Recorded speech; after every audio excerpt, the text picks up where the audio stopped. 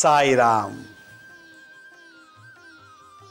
ಆತ್ಮೀಯ ವೀಕ್ಷಕ ಬಾಂಧವರಿಗೆಲ್ಲ ಇವತ್ತಿನ ಜೀವನಾಮೃತ ಕಾರ್ಯಕ್ರಮಕ್ಕೆ ಸ್ವಾಗತ ಸುಸ್ವಾಗತ. ವೀಕ್ಷಕರೇ, ನಾನು ಕಳೆದ ಸಂಚಿಕೆಯಿಂದ ಜ್ವರದ ಬಗ್ಗೆ ಮಾಹಿತಿಯನ್ನು ತಿಳಿಸ್ತಾ ಬರ್ತಾ ಇದ್ದೀನಿ. ಯಾಕೆಂದರೆ ಈಗೆಲ್ಲ ಕೊರೋನಾ ವೈರಸ್ ನೆಕ್ಸ್ಟ್ ವರ್ಷನ್ನು JN.1 ಅಂತೇಳಿ JN.1 ಒಂದು ಕೊರೋನಾ ವೈರಸ್ ಬರ್ತಾ ಇದೆ ಅಂಥೇಳಿ ಅದಕ್ಕಂಥ ಮುಂಜಾಗ್ರತೆ ಕ್ರಮವನ್ನು ಸರ್ಕಾರನೂ ಕೂಡ ಮಾಡ್ತಾ ಇದೆ, ತಿಳುವಳಿಕೆಯನ್ನು ಕೊಡ್ತಾ ಇದೆ. ಕೋಟ್ಯಾಂತರ ಜನ ಈ ಭೂಮಿಯಲ್ಲಿದ್ದೀವಿ. ಎಲ್ರಿಗೂ ಜ್ವರ ಬರೋಲ್ಲ, ಎಲ್ರಿಗೂ ಎಲ್ಲ ಥರ ಕಾಯಿಲೆ ಬರೋದಿಲ್ಲ. ಅವರವರ ಶರೀರದ ವೀಕ್ನೆಸ್ಸು, ಮೆಂಟಲ್ ವೀಕ್ನೆಸ್ ಪ್ರಕಾರವಾಗಿ ಈ ಕಾಯಿಲೆಗಳು ಉತ್ಪತ್ತಿ ಆಗುತ್ತೆ. ಎಲ್ಲ ಕಡೆ ಜ್ವರ ಅಂದ ತಕ್ಷಣವೇ ಬೆಚ್ಚಿ ಬೀಳ್ತಾರೆ. ಜ್ವರ ಅಂದರೆ ಅಯ್ಯೋ ಕೊರೋನಾದಿಂದ ಬಂತೋ ಏನೋ, ಏನಾಗ್ಬಿಡ್ತೀವೋ ಏನೋ. ಈ ಕಳೆದ 3 ವರ್ಷ ನಾವು ನೋಡಿದಾಗ, ಚರಿತ್ರೆ ಒಂದು ಇತಿಹಾಸ ನೋಡಿದಾಗ ಸುಮಾರು ಜನ ಜ್ವರದಲ್ಲೇ ಸತ್ತೋಗ್ಬಿಟ್ರು. ಈಗ ಅದರ ಭಯ ನಮ್ಮಲ್ಲಿ ಮನೆ ಮಾಡ್ಕೊಂಬಿಟ್ಟಿದೆ, ಗೂಡು ಕಟ್ಕೊಂಬಿಟ್ಟಿದೆ. ಇದನ್ನು ಕೊರೋನಾ ವೈರಸ್ಸ ಅಥವಾ ಬೇರೆ ಜ್ವರನ ಅಂತ ತಿಳುವಳಿಕೆ ಕೊಡಲಿಕ್ಕೋಸ್ಕರ ನಾವು ಮೊನ್ನೆ ಸಂಚಿಕೆಯಲ್ಲಿ ವಾತಜ್ವರ, ವಾತದಿಂದ ಉತ್ಪತ್ತಿಯಾಗುವ ಜ್ವರ, ಅದರ ಲಕ್ಷಣಗಳೇನು, ಇದು ವಾತಜ್ವರನೇ ಅಂತ ಗೊತ್ತಾಗಬೇಕಾದ್ರೆ ಏನೇನು ಸಿಂಪ್ಟಮ್ಸ್ ಇರಬೇಕು ಅನ್ನೋದನ್ನು ನಾನು ತಿಳಿಸಿದ್ದೆ. ಅದಕ್ಕೆ ಮುದ್ರಾ ಒಂದು ಮಂತ್ರ ತಂತ್ರ ಪರಿಹಾರ ಹೇಳಿದ್ದೆ.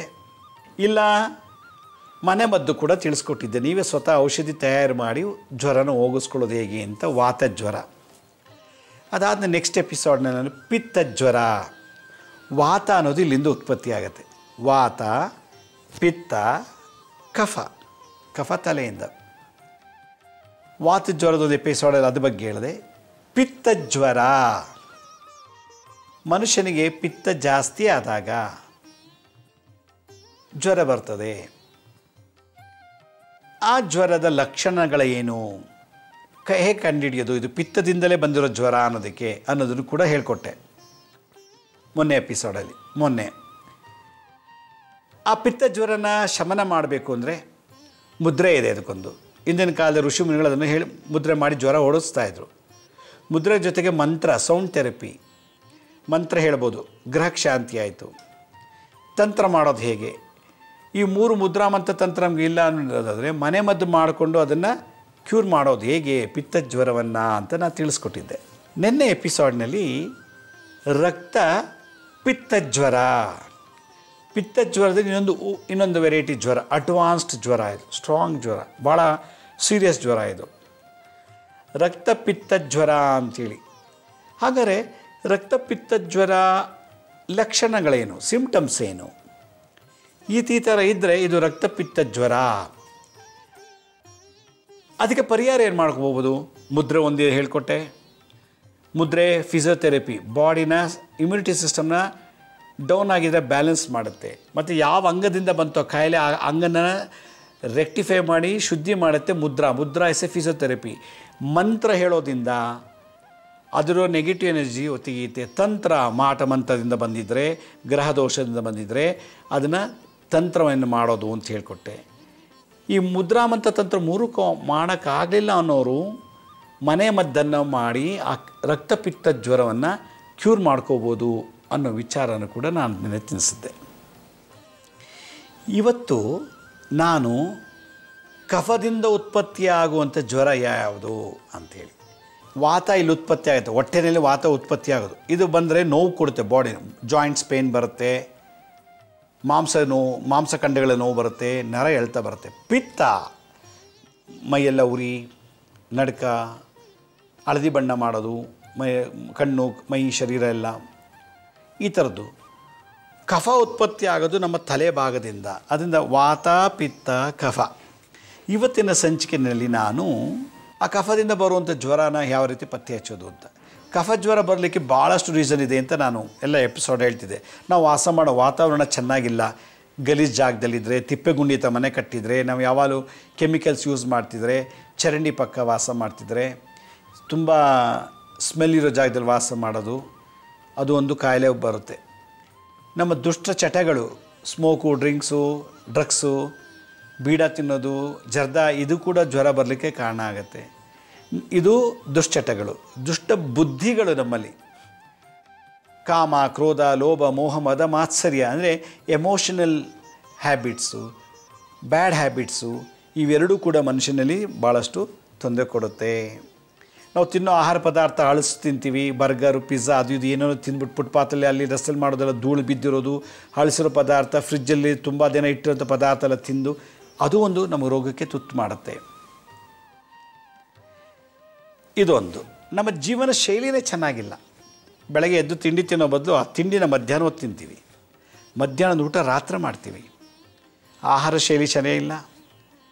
ನಮ್ಮ ಜೀವನ ಶೈಲಿ ಬೆಳಗ್ಗೆಲ್ಲ ಮಲಗಿದ್ದು ರಾತ್ರಿ ಹೊತ್ತು 3 ಗಂಟೆ ತನಕ ಟಿ ವಿ ನೋಡೋದು, ಮೊಬೈಲ್ ನೋಡೋದು, ಗೇಮ್ಸ್ ಮಾಡೋದು, ಇದೆಲ್ಲ ಮಾಡಿಕೊಂಡು ನಿದ್ದೆ ಬಿಡ್ಬಿಡೋದು. ನಮ್ಮ ಜೀವನ ಶೈಲಿ ಏರುಪೇರು ಆದಾಗ, ಆಹಾರ ಸೇವನೆಯಿಂದ ಏರುಪೇರು ಆದಾಗ, ನಾವು ಕುಡಿಯೋ ಪದಾರ್ಥಗಳು, ನೀರಿರ್ಬೋದು, ಟೀ ಕಾಫಿ ಇರ್ಬೋದು, ಯಾವಾಗಲೂ 24 ಗಂಟೆ ಒಂದು 20 ಲೋಟ ಟೀ ಕಾಫಿ ಕುಡಿಯೋದು, ಹೀಗೆ ನಮ್ಮ ಆಹಾರ ವಿಹಾರ ಮತ್ತು ನಮ್ಮ ಸಂಸ್ಕಾರದಲ್ಲಿ ಏರುಪೇರು ಆದಾಗ ಕಾಯಿಲೆ ಬರುತ್ತೆ ಅಂದರು. ಮನುಷ್ಯರಿಗೆ ತ್ರಿದೋಷಗಳಿದೆ ಅಂತೇಳಿ, ವಾತ, ಪಿತ್ತ, ಕಫ. ಇದು ಹೆಂಗೆ ಬರುತ್ತೆ? ತ್ರಿಗುಣ ಗುಣದಿಂದ, ಸತ್ವ, ತಮೋ, ರಜಗುಣ, ಸತ್ವಗುಣ, ತಮೋಗುಣ, ರಜೋಗುಣದಿಂದ. ಈ ಗುಣಗಳಲ್ಲೂ ಇಂಬ್ಯಾಲೆನ್ಸ್ ಆದಾಗ ವಾತ ಪಿತ್ತ ಬ್ಯಾಲೆನ್ಸ್ ಆಗುತ್ತೆ. ಅಂದರೆ ವಾತ ಪಿತ್ತ ಕಫ ಯಾವಾಗ ಇಂಬ್ಯಾಲೆನ್ಸ್ ಆಗುತ್ತೆ ಅಂದರೆ ನಮ್ಮ ರಜೋತಮ ಗುಣಗಳ ಇಂಬ್ಯಾಲೆನ್ಸ್ ಆದಾಗ. ಅಲ್ಲದೆ ಗುಣಗಳು, ರಜೋತಮ ಗುಣಗಳು, ವಾತ ಪಿತ್ತ ಕಫ, ಈ ಗುಣಗಳು ಇಂಬ್ಯಾಲೆನ್ಸ್ ಆದಾಗ ವಾತ ಪಿತ್ತನೂ ಇಂಬ್ಯಾಲೆನ್ಸ್ ಆಯಿತು, ಆಗ ಮನುಷ್ಯ ರೋಗಕ್ಕೆ ತುತ್ತಾದ ಅಂಥೇಳಿ. ಆದ್ದರಿಂದ ಇದು ಆಯುರ್ವೇದ ಶಾಸ್ತ್ರದಲ್ಲಿ ಹೇಳುವಂಥದ್ದು. ಎಮೋಷನ್ಸ್, ನಮ್ಮ ಕೋಪ, ಅಹಂಕಾರ, ದುರಹಂಕಾರ, ದ್ವೇಷ, ಅಸೂಯೆ, ಇದು ಕೂಡ ನಮ್ಮ ರೋಗವನ್ನು ಹೆಚ್ಚಿಗೆ ಸೃಷ್ಟಿ ಮಾಡುತ್ತೆ ಅಂತ ಚರಕಮುನಿಗಳು, ಸುಶ್ರುತ ಮುನಿಗಳು ಹೇಳಿದೆ. ಇದನ್ನು ಸ್ವಲ್ಪ ಮಾಡರ್ನ್ ಆಗಿ ವಾಗ್ಭಟ್ರು ಕೂಡ ತಿಳಿಸ್ಕೊಟ್ಟಿದ್ದಾರೆ. ನಾನು ಆಗಲೇ ಹೇಳ್ತಾ ಇದ್ದೆ, ವಾತ ಅನ್ನೋದು ಹೊಟ್ಟೆಯಿಂದ ಶುರುವಾಗುತ್ತೆ.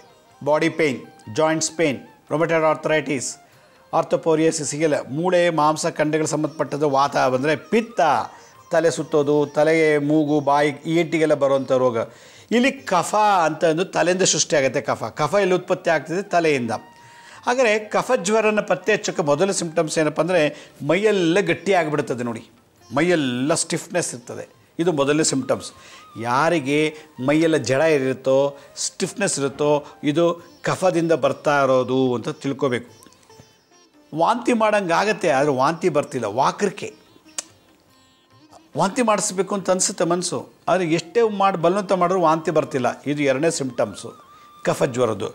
3ನೇದು ಬಾಯೆಲ್ಲ ಒಂಥರ ಬೆಂಡಾದಂಗಾಗುತ್ತೆ, ಉಪ್ಪುಪ್ಪು, ಇಲ್ಲಿ ಕಹಿಯಲ್ಲ ಬಾಯಿ. ಕಫಜ್ವರದಲ್ಲಿ ಬಾಯೆಲ್ಲ ಉಪ್ಪಿನಂಶ ಜಾಸ್ತಿ ಇರ್ತದೆ. ಒಂಥರ ಬಾಯೆಲ್ಲ ಉಪ್ಪುಪ್ಪು, ಉಗಿದ್ರು ಒಂಥರ ಉಪ್ಪುಪ್ಪು ಥರ, ಬಾಯೆಲ್ಲ ಏನೋ ಉಪ್ಪು ತಿಂದಂಗಾಗಿದೆ, ಏನೋ ಉಪ್ಪು ಥರ ಇದೆಯಲ್ಲ ಬಾಯಿ ಅಂತ ನಾವು ಹಂಗೆ ಅಂದ್ಕೋತಾ ಇರ್ತೀವಿ. ಬಾಯಿ ಒಂಥರ ಒಟ್ಟು ಥರ ಉಪ್ಪು ಥರ ಇರ್ತದೆ. ಮೂಗಲ್ಲಿ ನೀರಿನ ಗೊಣ್ಣೆ ಬರುತ್ತೆ, ಮ್ಯೂಕಸ್. 5ನೇ ಸಿಂಪ್ಟಮ್ಸು. ಕಫಜ್ವರ ಬಂದವ್ರಿಗೆ ಮೂಗಲ್ಲಿ ನೆಗಡಿ ಆಗುತ್ತೆ. ಯಾವಾಗ ನೆಗಡಿ ಆಯಿತು ಅದಕ್ಕೆ ವಿರುದ್ಧವಾದಂಥದ್ದು ಒಂದು ರಿಯಾಕ್ಷನ್ ಅಂದರೆ ಕೆಮ್ಮು ಬರಂತು. ಕಫಜ್ವರ ಅಂದರೆ ಕೆಮ್ಮಿ ಕಫ ತೆಗಿತಾನೇ ಇರ್ತಾರೆ. ನೆಗಡಿ ಜೊತೆಗೆ ಕೆಮ್ಮಿರ್ಬೇಕು. ಇವರು ಅಣ್ಣ ತಮ್ಮ ಇದ್ದಂಗೆ, ಗಂಡ ಹೆಂಡ್ತಿ ಇದ್ದಂಗೆ. ನೆಗಡಿ ಕೆಮ್ಮು ಗಂಡ ಹೆಂಡ್ತಿ ಇದ್ದಂಗೆ. ಇದು ಸಿಂಪ್ಟಮ್ಸು ಕಫಜ್ವರದು.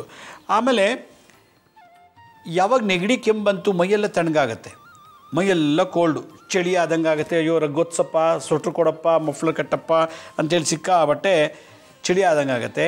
ಯಾವಾಗ ಆಯಿತು ಪದೇ ಪದೇ ಮೂತ್ರ ವಿಸರ್ಜನೆ, ನಿಧಾನಕ್ಕೆ ಸ್ವಲ್ಪ ಮಲಮೂತ್ರ ವಿಸರ್ಜನೆ ಮಾಡ್ತೀವಿ, ಪದೇ ಹೋಗ್ತೀವಿ, ಅದೆಲ್ಲ ಬಿಳಿ ಬಣ್ಣಕ್ಕೆ ಬರುತ್ತೆ. ಹಳದಿ ಎಲ್ಲ ಕಪ್ಪಲ್ಲ, ಬಲನೂ ಬಿಳಿ ಬಣ್ಣ, ಮೂತ್ರ ಒಳ್ಳೆ ಬೆಳ್ಳಿಗೆ ಹಾಲಿನಂತೆ ನೊರೆ ಥರ ಹೋಗ್ತಾ ಇರ್ತದೆ. ಈ ಶ್ವಾಸ ನಾವು ತೊಗೊಳ್ತೀವಲ್ಲ ಅದು ಒಂಥರ ಏನೋ ಹೇಳ್ದಂಗೆ, ಯಾಕಂದ್ರೆ ನೆಗಡಿ ಆಗಿದೆಯಲ್ಲ, ಉಸು ಮೂಗ ಸರಿಯಾಗಿ ಹೋಗಲ್ಲ, ಶಬ್ದ ಬರುತ್ತೆ, ಸಿಕ್ಕಾಪಟ್ಟೆ ಧ್ವನಿ ಬರ್ತದೆ, ಮಾತಾಡೋಕ್ಕಾಗಲ್ಲ, ಕೆಮ್ಮಿ ಮಾತಾಡೋಕ್ಕಾಗಲ್ಲ, ಧ್ವನಿ ಸ್ವಲ್ಪ ಇದಾಗಿರ್ತದೆ, ಧ್ವನಿನ ಒಡೆದೋಗುತ್ತೆ. ಇವನೇನ ಮಾತಾಡ್ತಿರೋದು, ಇವನು ಒರಿಜಿನಲ್ ವಾಯ್ಸೇ ಗೊತ್ತಾಗಲ್ಲ, ಆ ರೀತಿಯ ಇದೊಂದು ಸಿಂಪ್ಟಮ್ಸು. ಯಾವಾಗ ಉಸಿರಾಟದಲ್ಲಿ ಏರುಪೇರು ಆಯಿತು, ಧ್ವನಿ ಒಡೆಯಿತು, ಒಂಥರ ಧ್ವನಿ ಇಲ್ಲ, ಶಬ್ದದಲ್ಲಿ ಏನೋ ಒಂದು ರೀತಿ ಮಾತಾಡ್ತಿದ್ರೆ ಕರ್ಕಶ ಇರ್ತದೆ. ಇದು ಕಫಜ್ವರದ ಸಿಂಪ್ಟಮ್ಸು. ಸಿಕ್ಕಾಬಟ್ಟೆ ಕಣ್ಣು ಬಿಡಬೇಕು ಅಂತಲೇ ಕಣ್ಣು ಬಿಡೋಕ್ಕಾಗಲ್ಲ.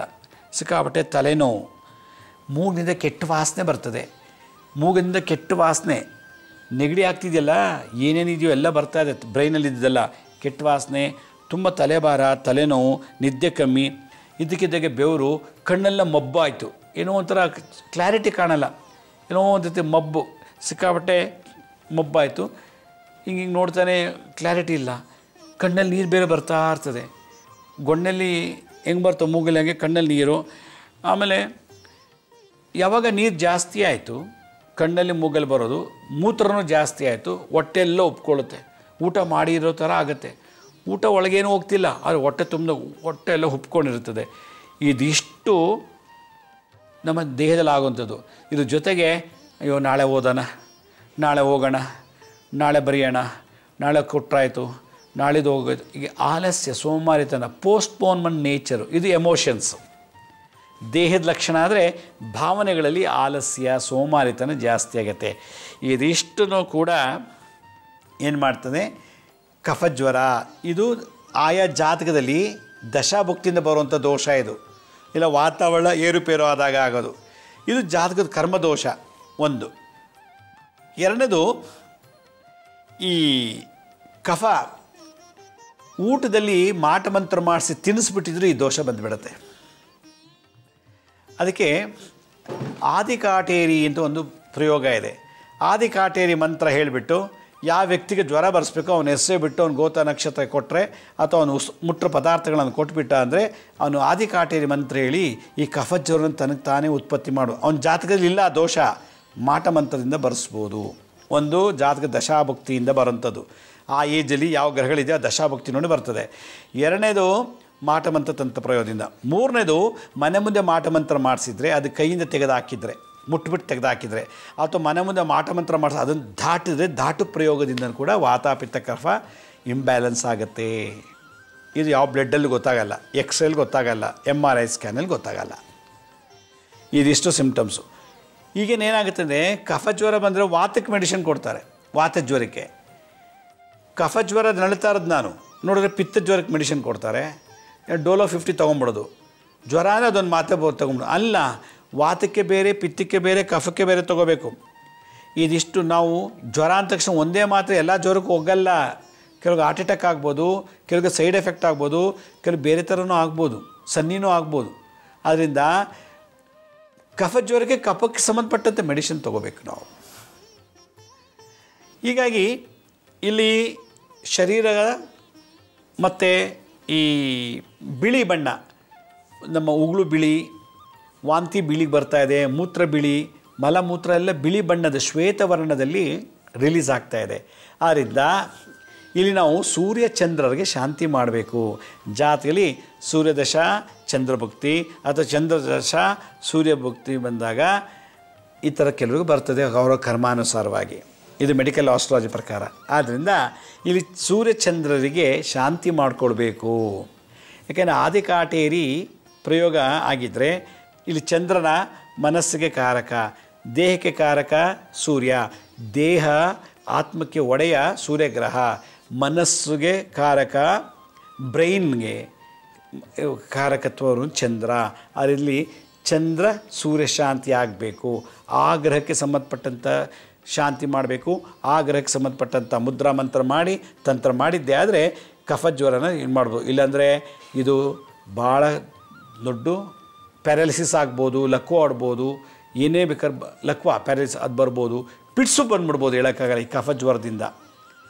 ಅದರಿಂದ ಇದನ್ನು ಪರಿಹಾರ ಮಾಡ್ಕೋಬೇಕು ತಕ್ಷಣವೇ.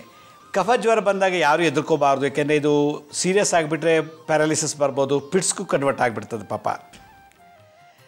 ಅದರಿಂದ ಈ ಥರ ಸಿಮ್ಟಮ್ಸ್ ಇದ್ದಾಗ ನೀವೇನು ಮನೇಲೊಬ್ಬ ಸ್ವಯಂ ವೈದ್ಯ ಆಗಬೇಕು. ಮನೆಗೊಬ್ಬ ವೈದ್ಯನಿದ್ದಾಗ ಡಯಾಗ್ನೈಸ್ ಮಾಡೋದು ಈಸಿ. ಡಯಾಗ್ನೈಸ್ ಹೆಂಗೆ ಮಾಡೋದು, ನಾನು ಹೇಳೋ ಸಿಮ್ಟಮ್ಸ್ ಇತ್ತು ಅಂದರೆ ಇವನಿಗೆ ಕಫಜ್ವರ ಬಂದಿದೆ ಅಂತ ಅರ್ಥ. ಅದಕ್ಕೇನು ಮಾಡಬೇಕು, ಇಲ್ಲಿ ಸೂರ್ಯಚಂದ್ರರಿಗೆ ನಾವು ಶಾಂತಿ ಮಾಡಬೇಕು. ಅದಕ್ಕೆ ನಮ್ಮ ಬಲಗೈನ ಉಂಗುರದ ಬೆರಳಿದೆಯಲ್ಲ, ಸೂರ್ಯಗ್ರಹ ಬಲಗೈ ಉಂಗುರ, ಅದಕ್ಕೆ ಕಿರುಬೆರಳು ಪಕ್ಕದ್ದು, ಕಿರುಬೆರಳು ಚಿಕ್ಕ ಬೆರಳಿನ ಪಕ್ಕದ ಸೂರ್ಯ. ಇದು ನಮ್ಮ ಶರೀರದ ಮಾಂಸ, ಮೂಳೆ, ಚರ್ಮ, ನರಗಳು, ಕೂದಲು, ಹಲ್ಲು, ಗಟ್ಟಿ ಪದಾರ್ಥನೆಲ್ಲ ಈ ಬೆರಳು ಕಂಟ್ರೋಲ್ ಮಾಡುತ್ತೆ. ಇದು ಸೂರ್ಯ, ದೇಹಕಾರಕ. ಚಂದ್ರ ನೋಡಿ ಈ ಹೆಬ್ಬೆಟ್ಟಿನ ಬುಡಭಾಗದಲ್ಲಿ ಇರ್ತಾರೆ ನಮ್ಮ ಹಸ್ತದಲ್ಲಿ. ಅದಕ್ಕೆ ಈ ತೋರ್ಬೆರಳಿಂದ ಈ ಭಾಗಕ್ಕೆ ಪ್ರೆಸ್ ಮಾಡಬೇಕು. ಇದು ಅಕ್ಯುಪಂಕ್ಚರ್ ಅಂತ. ಈ ರೀತಿ ಪ್ರೆಸ್ ಮಾಡೋದ್ರಿಂದ ಬ್ರೈನಲ್ಲಿ ತಲೆ ಒಳಗಿರುವಂಥ ಎಲ್ಲ ಕಫ ಈಚೆ ಬರುತ್ತಂತೆ, ಮೂಗಿನಿಂದ, ಬಾಯಿಂದ, ಮಲಮೂತ್ರದಿಂದ. ಮುದ್ರೆ ಎನ್ನುತ್ತಾ ಈ ಕಿರುಬೆರಳು ಪಕ್ಕ ಇರೋದು ಉಂಗುರದ ಬೆರಳು. ಉಂಗುರ ಬೆರಳನ್ನು ಹೆಬ್ಬೆಟ್ಟಿನ ಬುಡಭಾಗದಲ್ಲ ಉಪ್ಕೊಂಡಿದ್ದಲ್ಲ ಜಾಗ, ಆ ಉಬ್ಬೋ ಜಾಗದಲ್ಲಿ ಚೆನ್ನಾಗಿ ಪ್ರೆಸ್ ಮಾಡು. ಇದೊಂದು ಮುದ್ರಾ. ಈಗ ಎಲ್ಲ ಬೆರಳು ಅಗಲ ಮಾಡಿಬಿಟ್ಟು ಆ ಜಾಗದಲ್ಲಿ ಇದೊಂದು 10 ನಿಮಿಷ ಮಾಡಿ. ಅದೇ ಥರ ಎಡಗೈ ಉಂಗುರ ಬೆರಳಿಂದ ಬಲಗೈ ಹೆಬ್ಬೆಟ್ಟಿನ ಬುಡಭಾಗದಲ್ಲಿ, ಹೆಬ್ಬೆಟ್ಟು ಶುಕ್ರ ಗ್ರಹ, ಇಲ್ಲಿ ಹೀಟ್ ಕೊಡ್ತಾನೆ. ಶುಕ್ರ ಅಗ್ನಿತತ್ವ, ಹೆಬ್ಬೆಟ್ಟು ಅಗ್ನಿತತ್ವ. ಇಲ್ಲಿ ಸೂರ್ಯನಿಗೆ ಹಾಕಿದ್ದು ಮಾಡಬೇಕು. ಹೆಬ್ಬೆಟ್ಟಿನ ಬುಡಭಾಗದಲ್ಲಿ ಚಂದ್ರ ಮತ್ತು ಸೂರ್ಯರ ಕಾಂಬಿನೇಷನಲ್ಲಿ ಇದು ನಡೀತಾ ಇದೆ. ಈಗ ಇದೊಂದು 15 ನಿಮಿಷ, ಇದೊಂದು 15 ನಿಮಿಷ ಹೀಗೆ ಪ್ರೆಸ್ ಮಾಡ್ತಾ ಕೂತ್ಕೊಂಡ್ರೆ ಬ್ರೈನಲ್ಲಿ ನಾನು ಹೇಳಿದಂಥ ಎಲ್ಲ ಸಿಂಪ್ಟಮ್ಸು ನಿಧಾನಕ್ಕೆ ಕ್ಯೂರ್. ಇದು physiotherapy, mudra physiotherapy. Sound therapy, ಬಾಡಿలో ನರಗಳಿಗೆ ಬರೋ ವೈಬ್ರೇಷನ್, ರಕ್ತ ಮತ್ತು ಆಕ್ಸಿಜನ್ಗೆ ಸಂಚಾರಕ್ಕೆ ಒಂದು ಪ್ರೆಷರ್ ಬೇಕು. ಆ ಪ್ರೆಷರೇ ಮಂತ್ರ. ಆ ಮಂತ್ರ ಬರೋ ಅಲೆಗಳೇ ಸೌಂಡ್ ಥೆರಪಿ. ಅದಕ್ಕೆ ಏನು ಮಾಡಬೇಕು, ಹಿಂಗೆ ಇಟ್ಕೊಂಡು ಈ ಥರ ಓಂ ಚಂದ್ರಾದಿತ್ಯಾಯ ನಮಃ ಅಂತಲೂ ಹೇಳ್ಬೋದು, ಅಥವಾ ಓಂ ಸೋಮ ಆದಿತ್ಯಾಯ ನಮಃ, ಓಂ ಸೋಮಾದಿತ್ಯಾಯ ನಮಃ ಅಂತ ಹೇಳ್ಬೋದು. ಓಂ ಚಂದ್ರಾದಿತ್ಯಾಯ ನಮಃ, ಓಂ ಚಂದ್ರಾದಿತ್ಯಾಯ ನಮಃ, ಓಂ ಚಂದ್ರಾದಿತ್ಯಾಯ ನಮಃ ಅಂತ ಹೇಳ್ಬೇಕು ಈ ಮುದ್ರೆ. ಆಗ ಬಾಡಿರೋ ಕಫ ಎಲ್ಲ ಹೆಚ್ಚೆ ಬಂದುಬಿಡುತ್ತೆ. ಕಫ ಉತ್ಪತ್ತಿ ಆಗೋದು ಬ್ರೈನಲ್ಲಿ, ಹೊಟ್ಟೆಲೆಲ್ಲ, ಎದೆಲೆಲ್ಲ. ಆಗ ಕಫದ ಮೂಲ ಸ್ಥಾನಕ್ಕೆ ಇದು ಮುದ್ರೆ. ಚಂದ್ರಾದಿತ್ಯಾಯ ನಮಃ, ಓಂ ಚಂದ್ರಾದಿತ್ಯಾಯ ನಮಃ, ಓಂ ಚಂದ್ರಾದಿತ್ಯಾಯ ನಮಃ ಅಂತ ಜಪ ಮಾಡು. ಇದು ಸೌಂಡ್ ಥೆರಪಿ. ಆಗ ಗಟ್ಟಿ ಇರೋ ಕಫ ಎಲ್ಲ ತೆಳಗಾಗಿ ಮೂಗಿಂದ ಮಲಮೂತ್ರ ಬರುತ್ತೆ. ಗಟ್ಟಿ ಸ್ಟಾಕ್ ಆಗಿತ್ತಲ್ಲ ವರ್ಷಾನುಗಟ್ಲೆದು, ಅದೆಲ್ಲ ಚಂದ್ರ ಯಾರು ತಂಪು ಮಾಡೋನು, ಸೂರ್ಯ ಯಾರು ಬಿಸಿ. ಎಲ್ಲಿ ಪ್ರೆಸ್ ಮಾಡ್ತದೆ? ಶುಕ್ರನ ಹೆಬ್ಬೆಟ್ಟು ಶುಕ್ರ ಅಗ್ನಿತತ್ವ. ಈ ಬೆಂಕಿಯಿಂದ ಅದು ಮೆಲ್ಟಾಗಿ ಏನಾಗುತ್ತೆ, ಮಲಮೂತ್ರದಿಂದ ಬೆಳ್ಳಗೆ ಈಚೆ ಬಂದುಬಿಡುತ್ತೆ. ಇದೊಂದು. ಗೋಧಿ ಮತ್ತು ಅಕ್ಕಿನ ಎರಡು ಮಿಕ್ಸ್ ಮಾಡಬೇಕು. 2 ಚಮಚ ಗೋಧಿ, 2 ಚಮಚ ಅಕ್ಕಿ ತೊಗೊಳ್ಳೋದು. ಇದು ಮುದ್ರಾ ಮಂತ್ರ. ತಂತ್ರ ಏನು ಮಾಡಬೇಕು? 3ನೇದು ಪರಿಹಾರ, ಗೋಧಿ ಮತ್ತು ಅಕ್ಕಿನ ಎರಡು ಮಿಕ್ಸ್ ಮಾಡಿಬಿಟ್ಟು ಎಡಗೈಲಿ ಇಟ್ಕೊಂಡು ಬ್ರೈನ್ಗೆ ಹಿಂಗೆ ಸುತ್ತಬೇಕು 21 ಸಲ. ಓಂ ಚಂದ್ರಾದಿತ್ಯಾಯ ನಮಃ, ಕ್ಲಾಕ್ ವೈಸಿಂದ 21, ಮತ್ತು ರಿವರ್ಸ್ ಓಂ ಚಂದ್ರಾದಿತ್ಯಾಯ ನಮಃ, ಓಂ ಚಂದ್ರಾದಿತ್ಯ ಅಂತ. ರೋಗಿಗೆ, ಯಾರು ಕಫ ಜ್ವರದಲ್ಲಿ ನರಳುತ್ತಿದ್ದಾರೋ ಅಂಥ ರೋಗಿಗೆ ಯಾರಾದರೂ ಮನೇಲಿರೋರು ತಂತ್ರ ಪ್ರಯೋಗ ಮಾಡಬೇಕು. ಬ್ರೈನ್ಗೆ ಕಫ ಉತ್ಪತ್ತಿ ಆಗೋ ಜಾಗ ಇದು ಹೆಡ್ಡು. ಇಲ್ಲಿ ನೋಡಿ, ಬಲಗಡೆಯಿಂದ 1 ಸುತ್ತು 21 ಸುತ್ತು, ಆಮೇಲೆ ರಿವರ್ಸು 21 ಸುತ್ತು ನಿವಾಳಿಸ್ಬೇಕು. ಇಳಿ ತೆಗೆದುಬಿಟ್ಟು 4 ರಸ್ತೆ ಅಥವಾ 3 ರಸ್ತೆ ಜಾಗಕ್ಕೆ ಹೋಗಿ ಅದನ್ನು ಹಾಕ್ಬಿಟ್ಟ ಅಂದರೆ ಪಟ್ ಅಂತ ಎಲ್ಲ ದೋಷ ನಾನೇನು ಹೇಳಿದ್ನೋ ಅದೆಲ್ಲ ನಿವಾರಣೆ ಆಗುತ್ತೆ. ಮುದ್ರಾ ಆಯಿತು, ಮಂತ್ರ ಆಯಿತು, ತಂತ್ರ ಆಯಿತು. ಮನೆ ಮದ್ದು ಹೆಂಗೆ ಮಾಡೋದು? ಕಫ ಇವು ಯಾವುದೂ ಮಾಡೋಕ್ಕಾಗಲಿಲ್ಲ ಅಂದರೆ ನೆಲೆಬೇವು ಅಂತ ಗ್ರಂಥಿಗೆ ಅಂಗಡಿಯಲ್ಲಿ ಸಿಗುತ್ತೆ. ನೆಲೆಬೇವು ಅಂತ ಆಯುರ್ವೇದ ಮೆಡಿಕಲ್ ಸ್ಟೋರಲ್ಲಿ ನೆಲೆಬೇವು ಪುಡಿನೂ ಸಿಗುತ್ತೆ. ಇಲ್ಲ ನೀವೇ ತೊಗೊಂಡು ಪುಡಿ ಮಾಡ್ಬೋದು. ನೆಲೆಬೇವು, ಮಾಮೂಲಿ ಬೇವು, ನೀಮ್ ಟ್ರೀ, ಬೇವಿನ ಎಲೆ ನಾವು ಯಾವಾಗಲೂ ಇದಕ್ಕೆ ಉಪಯೋಗಿಸ್ತೀವಿ ಯುಗಾದಿ ಹಬ್ಬದಲ್ಲಿ. ಅದು ನೆಲೆಬೇವು, ಮಾಮೂಲಿ ಬೇವು, ಹಿಪ್ಲಿ ಅಂತ ಎಲ್ಲ ಕಡೆ ಸಿಗುತ್ತೆ. ಒಂದು 10 ಗ್ರಾಮ್ ಹಿಪ್ಲಿ, ಶುಂಠಿ ಒಂದು 10 ಗ್ರಾಮು, ಶತಾವರಿ ಅಂತ ಅದೊಂದು ಆಯುರ್ವೇದದ ಬೇರು, ಶತಾವರಿ ಅಂತ, ಅದು ಅಮೃತ ಬಳ್ಳಿ. ಇದಿಷ್ಟು ಚೆನ್ನಾಗಿ ತಂದುಬಿಟ್ಟು ಪುಡಿ ಮಾಡಿಬಿಟ್ಟು ಎಲ್ಲ ಕ್ಲನ್ನಾಗಿ ಪುಡಿ ಮಾಡಿಬಿಟ್ಟು 1 ಲೋಟ ನೀರನ್ನು ಚೆನ್ನಾಗಿ ಕೂದಿಸ್ಬಿಟ್ಟು ಕಾಲು ಭಾಗಕ್ಕೆ ತಂದುಬಿಟ್ಟು ಬೆಳಗ್ಗೆ ಸಂಜೆ ಅದನ್ನು 2 ಹೊತ್ತು ಒಂದೊಂದು 3 ಚಮಚ ಕೊಟ್ಟು ಕೂಡಿಸ್ಬಿಟ್ಟು 3 ದಿನ ಮಾಡ್ದೆ ಅಂದರೆ ಪಟ್ಟಂತ ಕಫ ಜ್ವರ ಹೊಟ್ಟೋಗುತ್ತೆ. ಇನ್ನೊಂದು ಸಲ ಹೇಳ್ತೀನಿ, ನೆಲೆಬೇವು ಅಂತ ಸಿಗುತ್ತೆ ಈ ಹೋಮ ದ್ರವ್ಯಗಳು ಮಾಡೋ ಜಾಗದಲ್ಲಿ. ಇಲ್ಲ ನೆಲೆಬೇವು ಪುಡಿನೂ ಸಿಗುತ್ತೆ. ಬೇವಿನ ಎಲೆ ಪುಡಿ, ನೆಲೆಬೇವು ಪುಡಿ, ಬೇವಿನ ಎಲೆ ಪುಡಿ, ಶುಂಠಿ ಪುಡಿ, ಹಿಪ್ಲಿ ಪುಡಿ, ಶತಾವರಿ ಅಂತೇಳಿ ಅಂಗಡಿ ಸಿಗುತ್ತೆ. ಅದನ್ನು ತಂದುಬಿಟ್ಟು ಪುಡಿ ಮಾಡ್ಬೋದು. ಅದು ಪುಡಿನ ರೆಡಿ ಸಿಗುತ್ತೆ. ಅಮೃತ ಬಳ್ಳಿ ಪುಡಿ, ಅಮೃತ ಬಳ್ಳಿ ಬೆಳೆದಿರುತ್ತೆ, ತೊಗೊಂಬಂದು ಕೊಟ್ಬಿಟ್ಟು ಹಾಕ್ಬಿಟ್ಟು 1 ಲೋಟ ನೀರಿಗೆ ಎಲ್ಲನೂ 100 ಗ್ರಾಮ್ ಎಲ್ಲ ಹಾಕ್ಬಿಟ್ಟು ಚೆನ್ನಾಗಿ ಕುದಿಸ್ಬಿಟ್ಟು ಕಾಲು ಲೋಟ ಕೇಳಿಸ್ಬಿಟ್ಟು ಅದನ್ನ ತೊಗೊಂಡೋಗಿ ರೋಗಿಗೆ, ಕಫ ಜ್ವರ ನರಳ್ತಿರೋಂಥ ರೋಗಿಗೆ ಬೆಳಗ್ಗೆ 1-2-3 ಚಮಚ, ರಾತ್ರಿ 1 3 ಚಮಚ. ಅದೇ ಥರ ನೆಕ್ಸ್ಟ್ ಡೇ ಬೆಳಗ್ಗೆ ಮಾಡ್ಕೊಳ್ಳೋದು, ಕುದಿಸಿಟ್ಕೊಳ್ಳೋದು. ಬೆಳಗ್ಗೆ ಇಟ್ಟಿದ್ದನ್ನು ಬೆಳಗ್ಗೆ ಕೊಡೋದು, ರಾತ್ರಿ ಕೊಡೋದು ಸ್ವಲ್ಪ ಬಿಸಿ ಮಾಡಿ ಒಂಥರ ಕಷಾಯ ಟೈಪಲ್ಲಿ ಕೊಟ್ಬಿಟ್ಟ ಅಂತಂದರೆ ಈಗಿನ ಎಲ್ಲ ಅಮೃತ ಬಳ್ಳಿ ಜ್ಯೂಸು ಸಿಗುತ್ತೆ ರೆಡಿಮೇಡು, ಪ್ರಿಸರ್ವೇಟಿವ್ಸ್ ಹಾಕಿರ್ತಾರೆ ಅದಕ್ಕೆ, ಅದರಿಂದ ಅಷ್ಟು ಒರಿಜಿನಾಲಿಟಿ ಇರೋದಿಲ್ಲ. ನೀವೇ ಅಲ್ಲೇ ತಂದು ಅಲ್ಲೇ ಕುಟ್ಟಿ ಅಲ್ಲೇ ಮಾಡಾಕ್ಬಿಟ್ಟ ಅಂತಂದರೆ ಎಲ್ಲ ಥರ ರೋಗನೂ ನಿವಾರಣೆ ಆಗತ್ತೆ. ಇದು ಮನೆಮದ್ದು. ಮುದ್ರಾ ಆಯಿತು, ಮಂತ್ರ ಆಯಿತು, ತಂತ್ರ ಆಯಿತು. 4ನೇ ಪರಿಹಾರ ಮನೆಮದ್ದು. ಮತ್ತು ಇದನ್ನು ಕೂತ್ಕೊಂಡು ಓಂ ಚಂದ್ರಾದಿತ್ಯಾಯ ನಮಃ, ಓಂ ಚಂದ್ರಾದಿತ್ಯಾಯ ಅಂತಂದಾಗ ನಿಮ್ಮ ದಶಾಭುಕ್ತಿನಲ್ಲಿ ಏನು ಗ್ರಹ ನಡೀತಿದೆಯೋ ಆ ಗ್ರಹ ದೋಷದಿಂದ ಬಂದಿರ್ತದೆ. ಈಗ ಜ್ವರ ಎಲ್ಲ ಬರಲಿಕ್ಕೆ ಕಾರಣ ಬೇಕಾದಷ್ಟು ಕರ್ಮಸಿದ್ಧ ಅಂತಿದೆ, ಅದನ್ನು ನಾನು ಇಲ್ಲಿ ಹೇಳ್ತಿಲ್ಲ. ರೋಗ ಬಂತ, ಸಿಂಪ್ಟಮ್ಮು, ಮೆಡಿಷನ್ನು ಏನು ತೊಗೋಬೇಕು, ಇಷ್ಟೇ ಈ ಎಪಿಸೋಡಲ್ಲಿ ಹೇಳ್ತಾ ಇರೋದು. ಭಾಳ ಸುಲಭ, ಎಂಥವ್ರು ಅರ್ಥ ಮಾಡ್ಕೋಬೇಕು. ಅದಕ್ಕೆ ಮನೆಗೊಬ್ಬ ವೈದ್ಯನಿರಬೇಕು. ಮನೆಗೊಬ್ಬ ಸ್ವಯಂ ವೈದ್ಯನಿದ್ದಾಗ ಆಸ್ಪತ್ರೆಗೆ ಹೋಗೋ ದುಡ್ಡೆಲ್ಲ ಖರ್ಚು ಮಾಡೋದು ಕಮ್ಮಿ ಮಾಡ್ಬೋದು. ಅಡ್ಮಿಟ್ ಆಗಿಬಿಟ್ರೆ ಅವರು 2 ಬಾಟ್ಲು ಗ್ಲುಕೋಸ್ ಹಾಕಿ ಏನೋ ಹಾಕಿ ಒಂದು 3-4 ದಿನ ಇಟ್ಕೊಂಡು 40,000-50,000 ಬಿಲ್ ಮಾಡಿ ಕಳಿಸ್ತಾರೆ ಇವತ್ತಿನ ದಿವಸ. ಅದ್ರ ಬದಲು ಬಡ ಮಕ್ಕಳಿಗೆ ಒಂದು ಪುಸ್ತಕ ಕೊಡಿ, ಓದೋ ಹುಡುಗರಿಗೆ ಪೆನ್ಸಿಲ್ ಕೊಡಿ, ಅನಾಥ ಮಕ್ಳಿಗೆ ಊಟ ಹಾಕಿ, ವೃದ್ಧರಿಗೊಂದು ಸೇವೆ ಮಾಡಿ, ಕುಟ್ರಿಗೆ ಸೇವೆ ಮಾಡಿ, ಆ ದುಡ್ಡು ಆಸ್ಪತ್ರೆ ಕೊಡೋ ದುಡ್ಡು. ಆಗ ನಿಮ್ಮ ಚಂದ್ರ ಮತ್ತು ಸೂರ್ಯ ಗ್ರಹಕ್ಕೆ ಶಾಂತಿ ಆಗುತ್ತೆ, ಈ ರೋಗ ಬರೋದಿಲ್ಲ. ಕಫ ಜ್ವರ ಬಂದರೆ ವರ್ಷಕ್ಕೆ 3 ಸಲ ಬರುತ್ತೆ ಕೆಲವರಿಗೆ ಇದು, ಅಥವಾ 3 ವರ್ಷಕ್ಕೊಂದು ಸಲ ಈ ಕಾಯಿಲೆ ಬರ್ತಾ ಇರ್ತದೆ. ಅದನ್ನು ರಿಪೇರಿ ಮಾಡ್ಕೊಳ್ಳೋಕ್ಕೆ, ಈಗ ಗಾಡಿನ ಹೆಂಗೆ ನಾವು ವರ್ಕ್ಶಾಪ್ ಬಿಡ್ತೀವಿ ರಿಪೇರಿ ಮಾಡ್ಸೋಕ್ಕೆ, ಓರಲ್ ರಿಪೇರಿ ಅಂದ್ರೇನು, ಓರಲ್ ಅಂತೀವಿ. ಹಾಗೆ ನಮ್ಮ ಬ್ರೈನು ಓರಲ್ ಮಾಡಬೇಕು, ಚೆಸ್ಟು, ಹೃದಯ, ಹೊಟ್ಟೆ ಎಲ್ಲ ಆಗ ಕಾಲಕ್ಕೆ ನಾವು ವರ್ಕ್ಶಾಪ್ ಬಿಟ್ಟು ಹೆಂಗೆ ಕ್ಲೀನ್ ಮಾಡಿಸ್ತೀವಿ ವೆಹಿಕಲ್ನ, ಹಾಗೆ ಇದನ್ನು ಕ್ಲೀನ್ ಮಾಡ್ತಾ ಇರಬೇಕು. ವಾತ ಪಿತ್ತ ಕಫ ಜ್ವರಗಳು ವರ್ಷಕ್ಕೆ 3 ಸಲ ಬರುತ್ತೆ ಕೆಲವರಿಗೆ, ಇಲ್ಲ ವರ್ಷಕ್ಕೆ 2 ವರ್ಷಕ್ಕೊಂದು ಸಲ ಬರುತ್ತೆ, ಅವರ ಕರ್ಮಾನುಸಾರವಾಗಿ ಅಂತ ಹೇಳುತ್ತೆ ಶಾಸ್ತ್ರ. ವೀಕ್ಷಕರೇ, ನಮ್ಮ ಹಳೆಯ ಸಂಚಿಕೆನ ಯಾರು ನೋಡೋಕ್ಕಾಗಿಲ್ವೋ, ನಮ್ಮ ಶಿರಡಿ ಸಾಯಿ ಭಿಕ್ಷಾ ಕೇಂದ್ರ ಮತ್ತು ಹೆಲ್ತ್ ಸೈನ್ಸ್ ಅಂತ 2 ಯೂಟ್ಯೂಬ್ ಚಾನಲ್ ಇದೆ. ಇದ್ರ ಜೊತೆಗೆ SSBK ಜ್ಞಾನೋದಯ ಅಂತ ಒಂದು ಮ್ಯೂಸಿಕ್ ಚಾನಲ್ ಇದೆ. 3ಕ್ಕೆ ಸಬ್ಸ್ಕ್ರೈಬ್ ಮಾಡ್ಕೊಳ್ಳಿ, ಪಕ್ಕದಲ್ಲಿರೋ ಬೆಲ್ ಬಟನ್ ಪ್ರೆಸ್ ಮಾಡಿ, ನೋಡಾದ್ಮೇಲೆ ಲೈಕನ್ನು ಬಟನ್ ಪ್ರೆಸ್ ಮಾಡಿ. ನೀವು ನೋಡಿದಂಥ ಲಿಂಕನ್ನು ನಿಮ್ಮ ಬಂಧು ಮಿತ್ರರಿಗೆ ವಾಟ್ಸಪ್ ಮುಖಾಂತರ ಅಥವಾ ಇಮೇಲ್ ಮುಖಾಂತರ ಶೇರ್ ಮಾಡಿ. ಗುರುಜಿ ಲಕ್ಷ್ಮೀ ಶ್ರೀನಿವಾಸ್ ಅಂತೇಳಿ ಫೇಸ್ಬುಕ್ಕಲ್ಲಿ ಒಂದು ಅಕೌಂಟ್ ಇದೆ. ಮತ್ತು ಅಪಾಯಿಂಟ್ಮೆಂಟ್ಸ್ ಬೇಕಿದ್ದರೂ ನಾನು ಸ್ಕ್ರೀನ್ ಮೇಲೆ ತೋರಿಸ್ತಾ ಇದ್ದೀನಿ ನೋಡಿ, www.lakshmisrinivas.in ಅಂತ ಲಾಗಿನ್ ಆಗಿ ಯಾವ ಡೇಟಿಗೆ ಯಾವ ಟೈಮಿಗೆ ನೀವೇ ಅಪಾಯಿಂಟ್ಮೆಂಟ್ ಬುಕ್ ಮಾಡ್ಕೊಳ್ಳಿ. ಯಾರು ಪ್ರಶ್ನೆ ಕೇಳಬೇಕೋ ಅವರೇ ಸ್ವತಃ ಬಂದರೆ ಒಳ್ಳೆಯದು. ಬರಬೇಕಾದ್ರೆ ನಿಮ್ಮ ಜಾತಕ ಇದೆ ತೊಗೊಂಡು ಬನ್ನಿ. ಅಕಸ್ಮಾತ್ ಇಲ್ಲ ಅಂದರೆ ನಾವು ಬೇರೆ ಥರ ನೋಡ್ತೀವಿ. ಏಡ್ಸು, ಪಿಟ್ಸು, ಕ್ಯಾನ್ಸರು, ಲಕ್ವಾ, ಈ ಥರ ದೊಡ್ಡ ದೊಡ್ಡ ಕ್ರೋನಿಕ್ ಡಿಸೀಸಸ್ ಇರ್ತದಲ್ಲ, ಆ ಥರದ್ದು ನೀವು ಈಗಾಗಲೇ ಡಾಕ್ಟರ್ ಹತ್ರ ತೋರಿಸಿರ್ತೀರ, ಅದಕ್ಕೆ ಸಂಬಂಧಪಟ್ಟಂತೆ ಮೆಡಿಕಲ್ ರಿಪೋರ್ಟ್ಸ್ ಅದು ತೊಗೊಂಡು ಬಂದರೆ ನಾವು ಮೆಡಿಕಲ್ ಆಸ್ಟ್ರಾಲಜಿ ಪ್ರಕಾರ ಅದಕ್ಕೂ ಪರಿಹಾರ ತಿಳಿಸ್ಬೋದು ಅಂತ ಹೇಳ್ತಾ ಇವತ್ತಿನ ಸಂಚಿಕೆಯನ್ನು ಮುಗಿಸ್ತೀನಿ. ಇದೇ ರೀತಿ ನಾಳಿನ ಸಂಚಿಕೆಯಲ್ಲಿ ಮತ್ತೊಂದು ವಿಶೇಷವಾದಂಥ ಮಾಹಿತಿ ತಮ್ಮನ್ನು ಭೇಟಿ ಮಾಡ್ತೀನಿ. ಅಲ್ಲಿವರೆಗೂ ನನ್ನ ನಮಸ್ಕಾರ. ಸಾಯಿರಾಮ್.